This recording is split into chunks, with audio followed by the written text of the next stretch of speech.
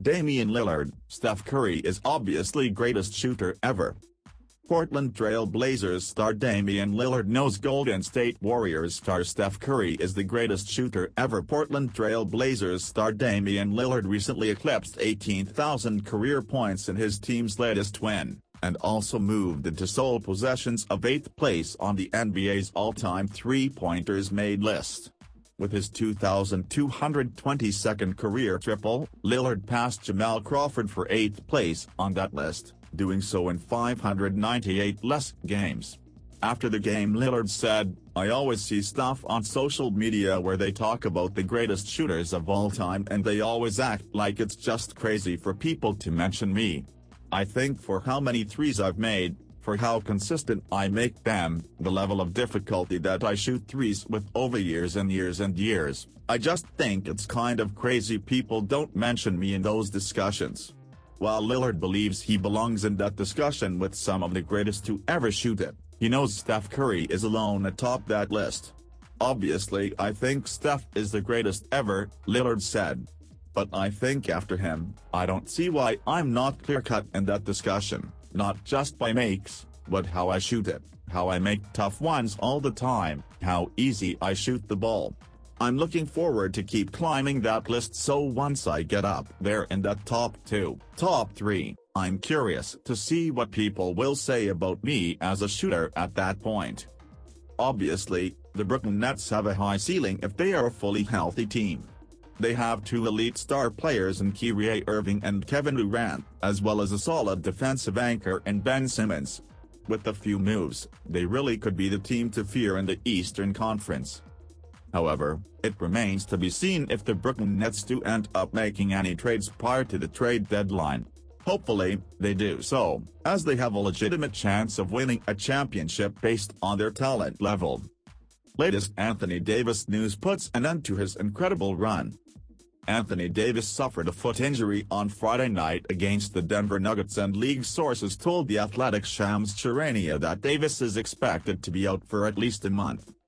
The injury is an unfortunate setback for a player with a history of injuries who's been playing perhaps the best basketball of his career. Los Angeles, 12-16, 12th in Western Conference, defeated Denver, 17-11, 3rd in Western Conference, 126-108 on Friday. Davis left before halftime and didn't return.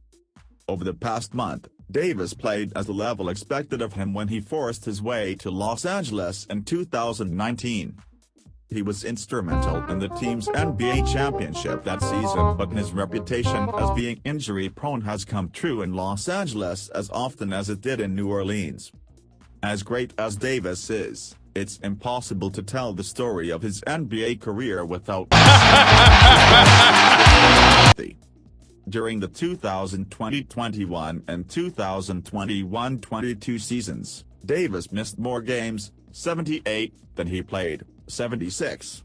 He's only played in more than 70 games. The Lakers traded away most of its depth to acquire both Davis and point guard Russell Westbrook in separate deals, leaving the team with few legitimate options to keep the team afloat with the Davis injury.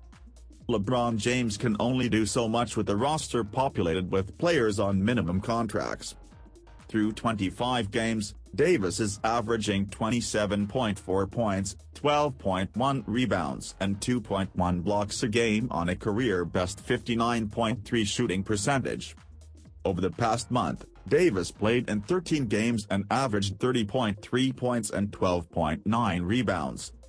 After the team's dismal 2-10 record through the season's first 12 games, Davis gave the organization optimism the team could do the unthinkable and climb back into contention with his excellent stretch of performances.